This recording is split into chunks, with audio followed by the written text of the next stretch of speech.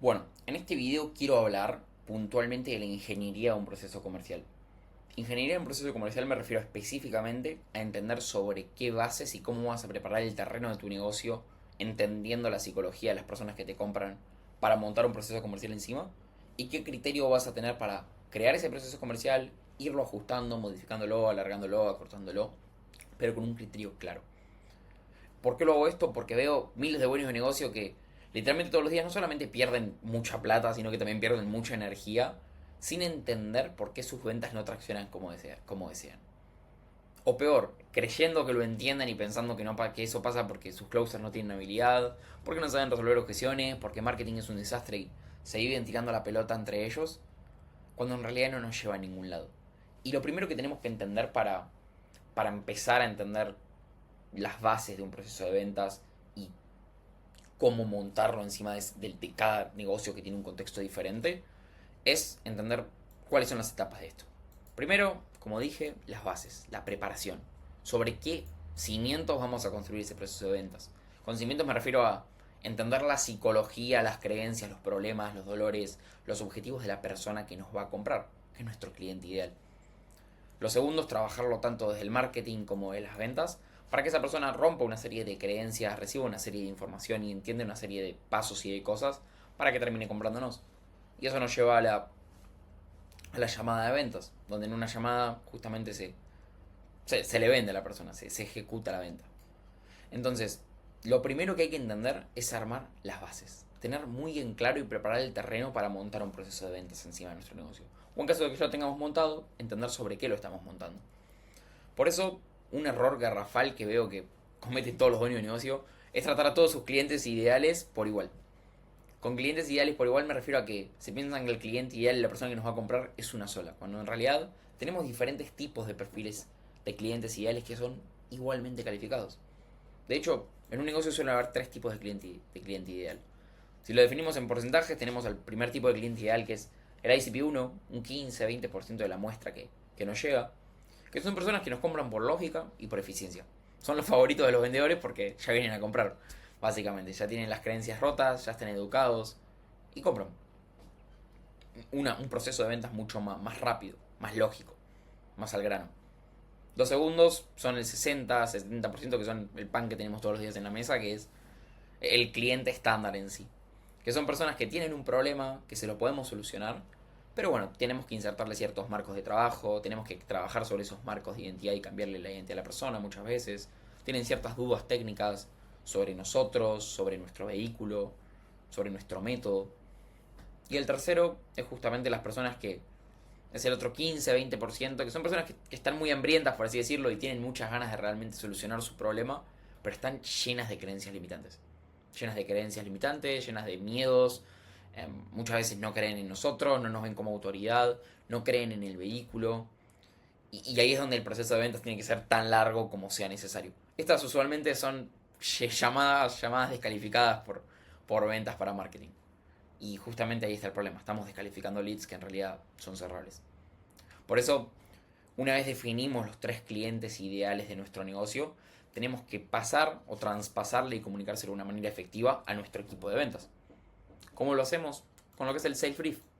El Sales Brief es una herramienta que literalmente te permite resumir en sí, por así decirlo, o efectivizar el proceso de onboarding y el traspaso de todo este estudio que se hace sobre la psicología de tu cliente ideal a tu equipo de ventas.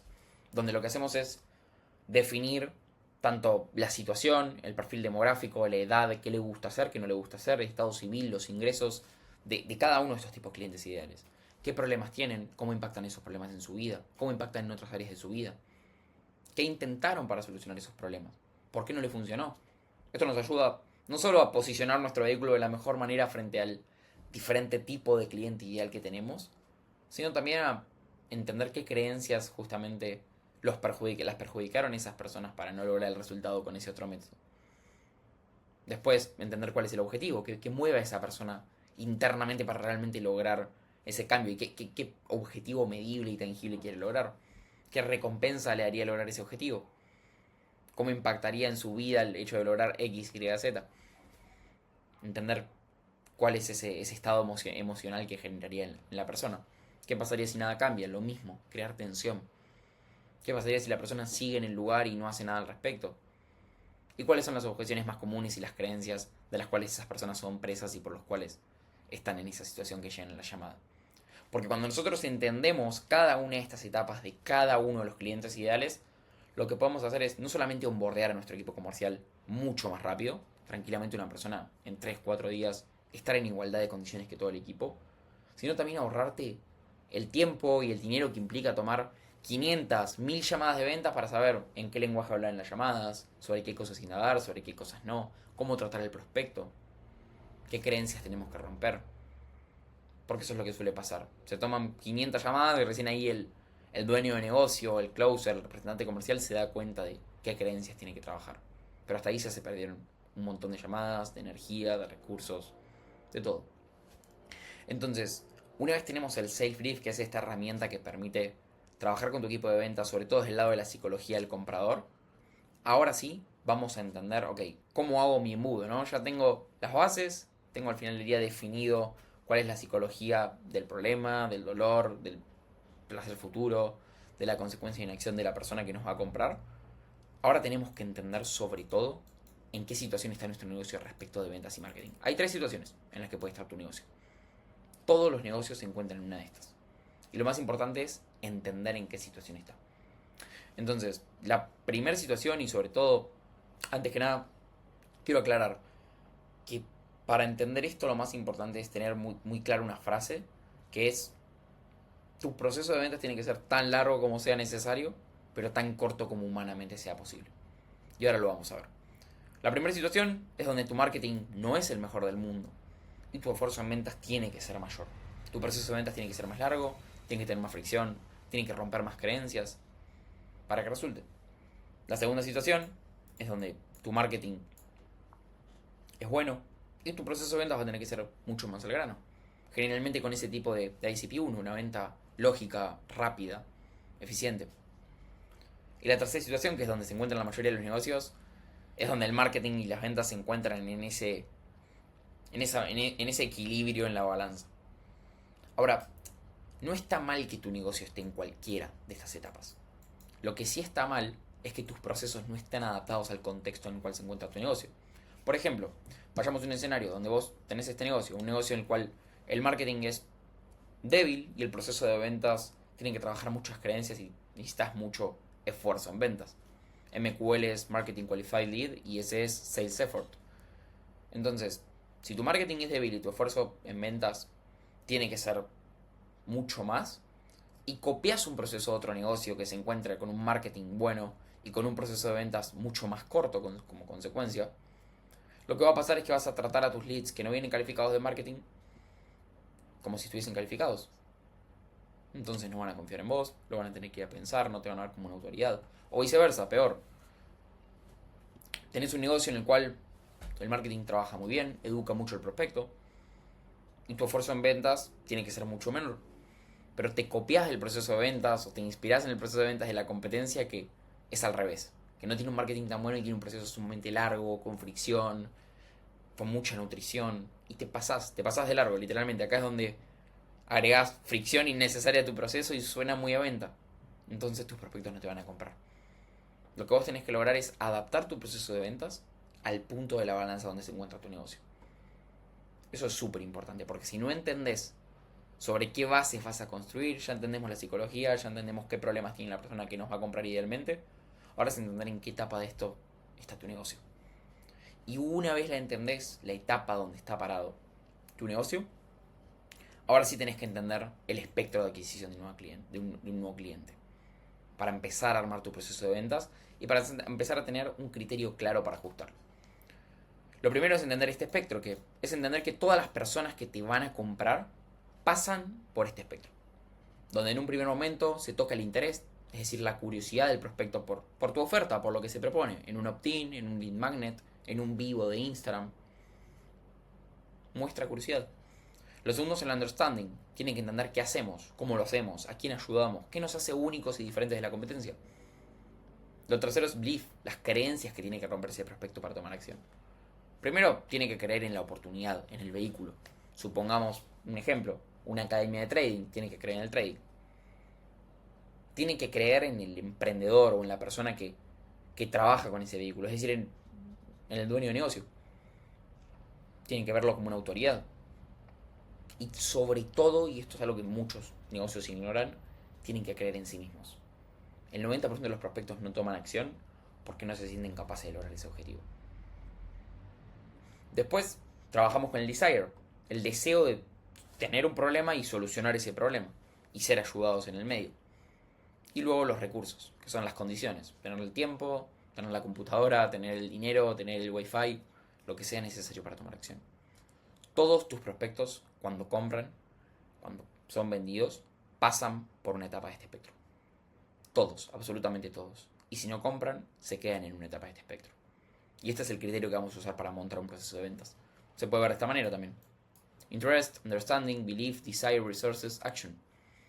Ahora, esto es lo más importante, porque si nosotros logramos entender qué creencias, qué información y por qué tiene que pasar un prospecto para comprar, ahora lo podemos adaptar a nuestro funnel. Por ejemplo, funnels que veo en los negocios todos los días. VSL Funnel, donde la persona muestra interés por un opt-in, curiosidad por la oferta, pasa un BCL, donde trabajamos el understanding, belief, desire, cómo trabajamos posicionando nuestro vehículo, explicando qué es lo que hacemos de una manera lógica, belief, mostrando un testimonio que se identifique con la situación actual de la persona y la situación deseada de la persona para que trabajemos sobre todo esas creencias en sí mismas. Desire, por ejemplo, al final diciendo: si realmente querés saber cómo esta persona logró X, Y, Z, y vos puedes pasar a lograr lo mismo sintiéndote de esta y de esta manera, agenda tu llamada acá. Eso es Desire. Formulario de aplicación, por ejemplo, donde trabajamos con Desire y con Resources. Desire, ¿por qué? Porque el formulario de aplicación, esto lo escuché de Cole Gordon y me hizo mucho sentido, tiene dos razones. Cada pregunta de tu formulario tiene que cumplir una de estas dos. Uno es ahorrarle tiempo, esfuerzo y recursos a tu representante de ventas, a tu equipo comercial. No destinar tiempo en lo que no hay que destinarlo. Y el otro es prevenderle la siguiente etapa, llenar la siguiente pregunta. Por eso trabajamos en el Desire. Porque empezamos trabajando en cuál es tu situación actual, cuánto estás generando, cuánto estás pesando. Y pasamos a preguntarle cuánto te gustaría pesar. ¿Y cuál es la razón por la que te gustaría pesar eso? ¿Cuál es la razón por la que te gustaría ganar eso? Por ejemplo, estoy dando algunos ejemplos de ofertas. Para después preguntarle: ¿y si realmente pudiésemos ayudarte, qué situación te describe mejor? ¿Estoy dispuesto a invertir en mí mismo? ¿No estoy dispuesto a invertir en mí mismo? ¿Podría conseguir los medios para trabajar en eso? Para eso son fundamentales las preguntas de Desire, para crear esa tensión y que la persona realmente no sea presa de sus creencias al momento de llenar esa pregunta, por ejemplo. Después, una thank you page, donde trabajamos el understanding, desire, belief, lo mismo, testimonios, explicaciones lógicas, un video explicando cómo entrar a la llamada y un video de por qué entrar a la llamada. El proceso pre-call, donde el único objetivo es generar la atención necesaria en la persona para que tenga la necesidad de asistir a la llamada. ¿Qué fue lo que te llamó la atención del dueño de negocio o del contenido que hacemos? Y sacamos la dirección para luego mandarle un testimonio o un video de nutrición, trabajando lo que haya que trabajar en la parte del funnel. Y luego la llamada de ventas, donde podemos verlo muy claro. Belief y Desire se tocan en un descubrimiento. Belief, ¿de qué manera? Trabajando en la identidad de la persona, en las creencias, en las objeciones. Desire, ¿de qué forma? Encontrando un dolor, encontrando un placer futuro, encontrando una consecuencia en acción. Así trabajamos en el Desire. Understanding, ¿de qué manera? Sembrando en el descubrimiento y sobre todo en la presentación, en un pitch. Para al final del día que la persona tome acción. Ahora, esto es un funnel de ventas que no todos los funnels son iguales. A mí lo que me importa no es que analicemos cada etapa del funnel, porque no hay ningún funnel mágico.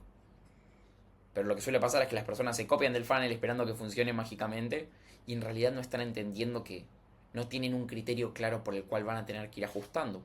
Van a tener que ir ajustando el understanding en el BSL, van a tener que ajustar el desire en el proceso pre-call, porque sus leads le están dando la objeción de que no se sienten capaces de lograrlo. Entonces eso es lo importante. Acá tenemos otro funnel, el social funnel con contenido, donde desde el contenido, generalmente los leads que vienen de orgánico vienen más nutridos, donde ya entienden qué hacemos, tienen ese understanding, ya se sienten capaces muchas veces de lograrlo porque vieron infinidad de testimonios. ya nos ven como autoridad porque nos siguen hace tiempo. Con un call to action les hacemos despertar ese interés en la oferta, en algo que proponemos. Y el setter tiene la única intención de crear esa tensión necesaria para venderle una agenda, Desire. Y obviamente asegurarse de que tenga los recursos necesarios para ser ayudado. Y lo llevamos a la llamada de ventas. Acá está el otro funnel.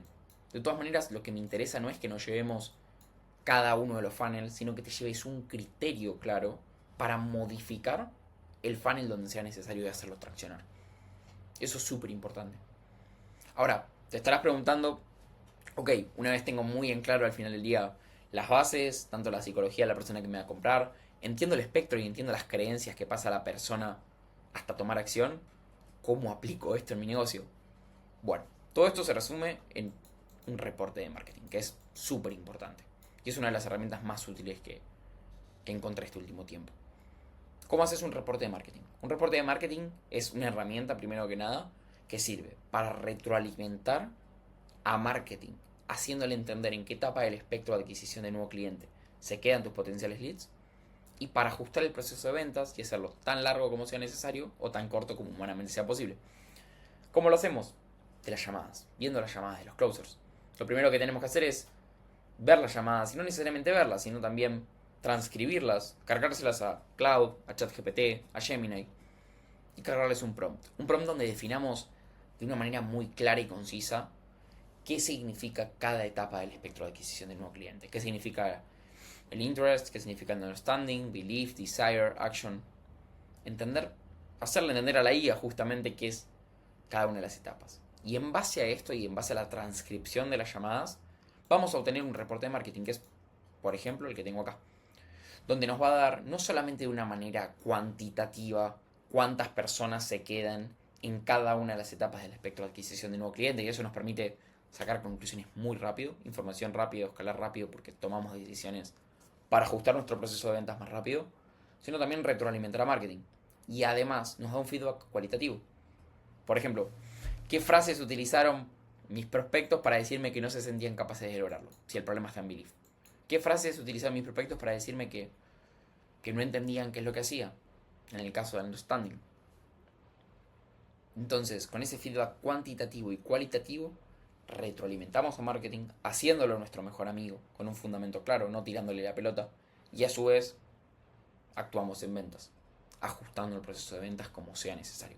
Esto recomiendo hacerlo de una manera semanal, pero llevarlo de una manera diaria, es decir, ir traqueándolo y midiéndolo en qué etapa del espectro de adquisición se están quedando tus clientes todos los días. Si realmente sentís que todo lo que cubrimos en este video te puede ayudar para tener un criterio claro y unas bases sólidas sobre las que construir un proceso de ventas, y querés que incluso te pueda compartir el prompt o te pueda ayudar a auditar tu negocio y entender en qué etapas se están quedando tus prospectos en el espectro de adquisición de nuevo cliente, te invito a que me escribas acá en Instagram, que lo dejo acá abajo, o que me dejes un comentario en YouTube y podemos hablar para hacerlo, 100%. Espero que les haya gustado y nos vemos.